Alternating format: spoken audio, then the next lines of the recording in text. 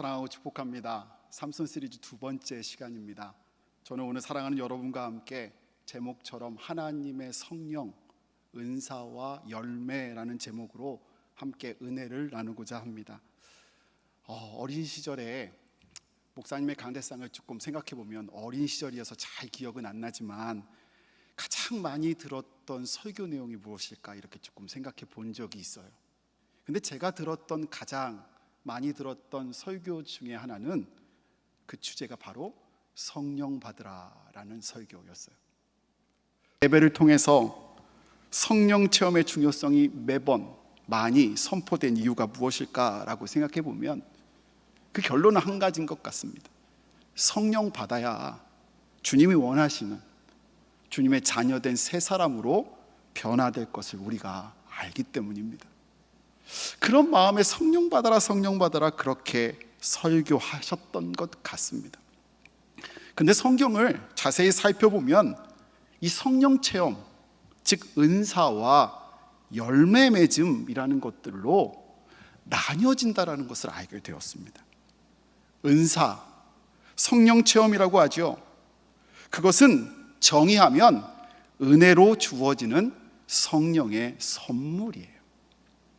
언어로 따지면 은사는 카리스마라고 하는데요, 이게 카리스가 은혜라는 뜻인데, 즉 은혜로 왔다라는 것입니다.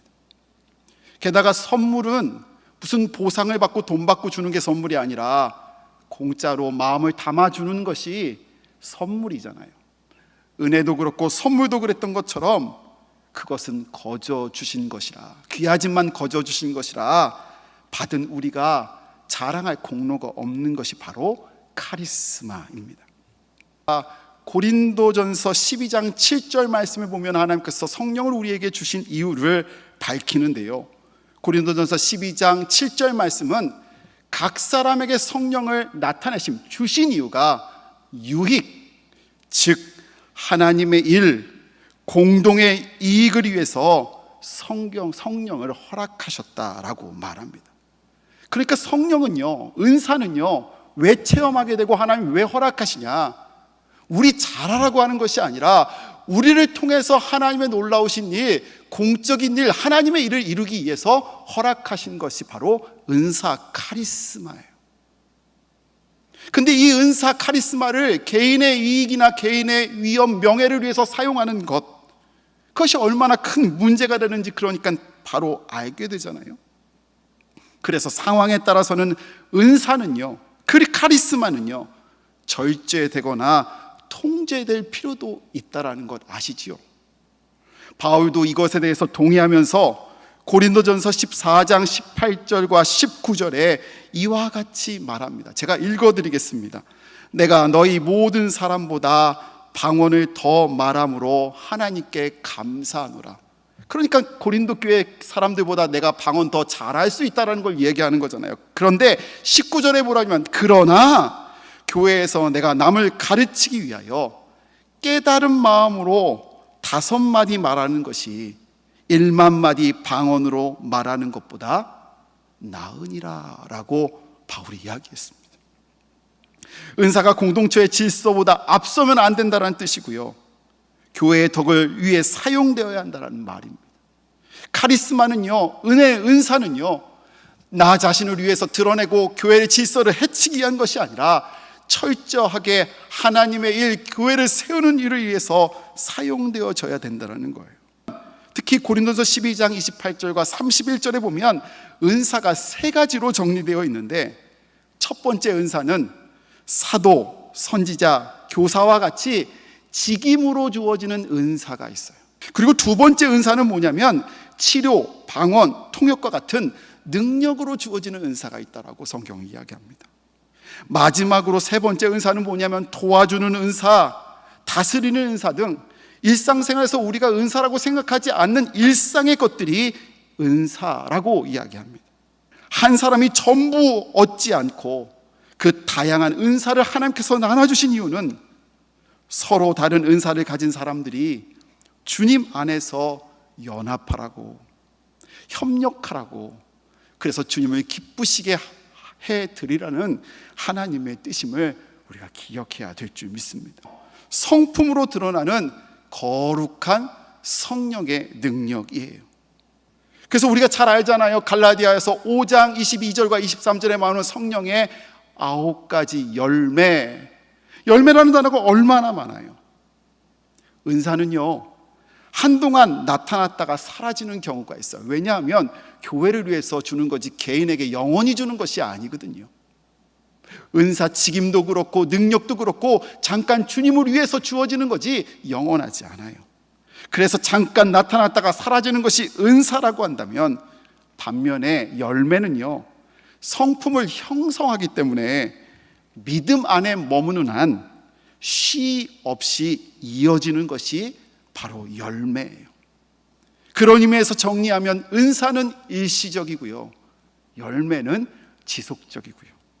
은사는 기능적이고요, 열매는 보다 본질적인 것이라는 것을 알게 됩니다. 이렇듯 은사와 열매가 나눠진다는 것을 살펴보게 되면 갑자기 우리가 사람한테 그것을 적용하게 되잖아요. 우리 가운데 은사는 체험했는데 열매 맺지 못한 사람들을 간혹 당황스럽게 만날 때가 있잖아요. 열매 맺지 못해서 여전히 가는 데마다 문제를 일으키는 사람. 성경에도 그런 인물이 있는데 그 대표적인 인물이 바로 이 시리즈의 주인공 누구요? 삼손이에요. 사사기에 보면, 사사기에는 총 12명의 사사가 등장합니다. 12명이요. 그런데 그 중에 은사를 체험한 사사는 온니엘, 기드온, 입다, 그리고 주인공 삼손, 이렇게 4명뿐입니다. 게다가 삼손을 제외한 온니엘, 기드온, 입다는요, 그 성령 체험의 횟수가 한 번뿐에 나오지 않습니다. 이례적이에요. 이에 반해서 삼손은요, 은사 체험이요 4번이나 나옵니다. 4번. 그러니까 엄청난 거 아닙니까? 게다가 히브리 성경을 보면요, 특별한 점을 발견하게 되는데, 삼손에게 하나님의 영이 임할 때 성경이 일관되게 사용하는 동사가 하나 있는데, 이 동사가 바로 짤라흐, 찰라흐라는 동사입니다. 그 뜻은 오늘 우리 성경에는 임하다라고 그냥 번역되어 있지만, 사실은 그 뜻은 그거보다 더 강한 뜻으로 관통하다라는 뜻이래요. 보세요, 성령이 들어왔다가 쑥 지나가는 거예요. 얼마나 강력한 표현이에요. 그 다음에 어떤 뜻이냐? 돌진하다. 마치 콧불소가 저돌적으로 돌진하듯이 돌진해서 팍 오는 게 짤라흐예요. 게다가 어떤 뜻이 있냐면 위에서 아래로 떨어지다는 뜻인데, 마치 폭포수처럼 위에서 강력하게 떨어지는 게 성령, 그게 짤라흐예요. 그러니까 삼손에게 어떤 성령이 임했냐? 돌진하며 관통하며 폭포수가 떨어지듯이 위에서 아래로 강하게 특별하게 은사가 체험된 사람이 바로 삼손이라는 거예요. 그런데 안타까운 것은요, 그 삼손이 그 특별하고 강력한 은사 체험을 받았음에도 불구하고, 은사는 왜 주어진다고요? 공동체를 위해서, 하나님을 위해서 주어진다라고 우리가 나눴잖아요. 그런데 하나님 바람대로 공동체를 위해서, 하나님을 위해서 사용하지 않았음을 우리가 봐요. 그는 그의 강력한 은사를 개인적인 복수, 그의 성욕을 채우는 일, 살상하는 데 주로 사용합니다. 사람 죽이고 무엇을 죽이는데요. 좀 구체적으로 살펴보려고 해요. 사사기 14장 6절 보시면 하나님의 영이 삼손에게 임했어요. 그때 영이 임하자 그는요, 그 영으로 사자 죽이는 일에 사용해요. 사자 죽이는 일이요, 죽이는 일이요. 게다가 그 뒤로 조금 내려가서 14장 19절에 보면요, 하나님의 영이 임했을 때 삼손은 무고한 아스글로 사람을 30명 죽이고요, 그들에게 옷을 노략질하여 자기가 그것을 복수하는 데 사용합니다. 자기가 딥나 여인에게 수수께끼 내다가 그들이 그 수수께끼를 마치자 화가 나서 분노해서요, 아스글로 사람들 죽여 그거 빼앗아서 그거 죽이고 주고 분노하는데 그 영을 사용해요. 15장에 보면 14절 15절에 보면 영이 임하자 블레셋 사람을 1000명 죽여요. 하나님의 영을 가지고요, 죽이는 일, 복수하는 일, 되가 않는 일에 사용한 게 바로 삼손이에요. 한 세대에서 구약을 가르치는 차준희 교수님이 이 삼손을 가지고서 논문을 쓰셨는데, 이분이 삼손을 가르쳐서 뭐라고 정했는데 제가 너무 와닿았어요. 이렇게 정의해요. 삼손은 나쁜 사람이다. 목사님 철자 틀렸어요. 나쁜이 아니라 나쁜이잖아요. 나쁜. 이렇게 말씀하셨어요. 이게 무슨 얘기냐면, 삼손은요, 나쁜, 자기뿐이 모르는 사람이라고요. 자기뿐. 하나님의 영을 자기만 알고 사용했다고요. 하나님이 허락하신 공적인 임무와 능력, 그것을 은사로 그 공동체와 하나님을 위해서, 교회를 위해서 사용한 게 아니고요, 개인의 복수와 죽임을 위해서 사용을 했어요. 삼손을 보면 참 안타까워요. 죽이는 일 쓰지 않아요. 근데 섬뜩해요. 제가 그랬던 것 같아요. 한참 기도한다고 하면서, 권사님, 제가 기도했는데 권사님 그러면 안 돼, 이런 말 많이 했던 것 같아요. 정죄하고 죽이는 일에 기도하는 것을 내 폭력으로 사용했을 때가 간혹 있었던 것 같아요. 기도하고 은사 체험하는 사람, 진짜 잘 사용하는 사람은요, 사람을 세워주고 교회를 세우는 사람이에요. 본문 16절을 보면 삼손이 변변치 못했던 무기 나귀 턱뼈로 블레셋 군사 1000명을 죽입니다.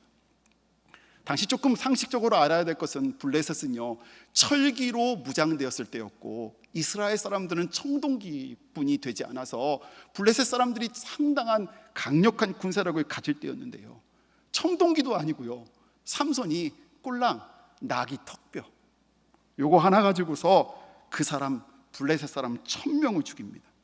그리고서 했던 삼손의 말이 본문 16절에 나옵니다. 제가 읽어드립니다. 이르되 나귀의 턱뼈로 한 더미 두 더미를 쌓았으며 나귀의 턱뼈로 내가 1000명을 죽였도다 하니라. 다 끝나고요, 지금 삼손이 하고 있는 말, 나귀 턱뼈로 내가 1000명을 죽였도다. 내가 1000명을 죽였도다. 저기 하나님이 어디 계세요? 저기 하나님이 어디 계시냐고요. 내가 죽였다는 말뿐이 없어요. 하나님은 안 계셔요. 이렇듯 그와 관련된 모든 이야기 속에는 성적 욕망, 복수의 열망에 사로잡힌 자기 자신의 삼손만 있을 뿐, 하나님의 사명, 하나님은요, 요즘 아이들 말로 1도 없어요. 하나님의 선물로 주신 은사를 사유화하고요, 이 놀라운 결과 앞에서도 감사에 돌려야 될 그 자리에서도 하나님 없이 내가 죽였도다라고 말하고 있는 삼손, 얼마나 안타까운 일이에요. 선한 목자르교 교회를 담임하고 계시는 유기성 목사님이 설교 가운데 이런 얘기를 한 적이 있어요. 목사님 설교 듣고 은혜 받아서요, 목사님이 말씀한 대로 24시간 하나님을, 예수님을 묵상하는 삶을 살기로 했어요. 얼마나 귀한 간증이에요. 근데 그 얘기 듣는데 서운하시더래요. 왜요? 거기 하나님이 어디 계세요? 거기 하나님이 어디 계시냐고요. 오늘 우리가 습관처럼 내뱉고 있는 말 가운데, 교회에서 주고받는 칭찬과 덕담 가운데 하나님이 어디 계시냐고요. 하나님이 어디 계시냐고요. 하나님이 하셨습니다. 한국교회 하나님이 하시는 것도 아닌가요? 그런데 삼손 가운데 진짜 안타까운 것이 하나 있어요. 그것은 그 놀라운 은사를요, 아까 전에 나뉘었던 성령의 열매로 바꾸지 못했다라는 사실입니다. 진정한 열매가 맺혀지지 못한 채 이례적으로 끝나버리고 말았어요. 어쩜 당연한 일 아니에요. 틀림없는 그런 일을 했으니까요. 근데 무서운 건요, 진짜 무서운 건요, 하나님께서는 사람을 평가하실 때 외적인 업적으로 평가하시는 하나님이 아니시라 바로 내적인 열매를 보시는 하나님이시라는 사실이에요. 마태복음 7장 16절과 19절 말씀이 좀 길지만 이렇게 쓰여져 있습니다. 우리가 잘 아는 말씀이에요. 이렇게 쓰여져 있어요. 그들의 열매로 그들을 알지니 가시나무에서 포도를 또는 엉겅퀴에서 무화과를 따겠느냐? 이와 같이 좋은 나무마다 아름다운 열매를 맺고 못된 나무가 나쁜 열매를 맺나니 좋은 나무가 나쁜 열매를 맺을 수 없고 못된 나무가 아름다운 열매를 맺을 수 없느니라. 아름다운 열매를 맺지 아니하는 나무마다 어떻게 해요? 찍혀 불에 던지느니라. 아름다운 열매를 맺지 않은 나무마다 찍혀 불에 던지느니라. 두렵지 않아요? 오늘 지금 우리의 열매를 바라보시는 주님, 성령 충만은 엄청 했는데 주님께서 성령은 부어주셨는데 정작 은사는 날마다 간구하면서 주님의 힘은 사용하려고 하면서도 오늘 우리들 가운데 열매 맺지 못하는 그 모습을 보며 마치 열매 맺지 못한 무화과나를 한탄하시는 예수님의 모습이 그 손가락 끝이 우리가 서 있는 것은 아닌가 두렵고 떨리지 않습니까? 사랑하는 아현교회 성도 여러분, 아름다운 열매 누가 맺습니까? 누가 맺을 수 있지요? 어떻게 하면 아름다운 열매를 맺을 수 있습니까?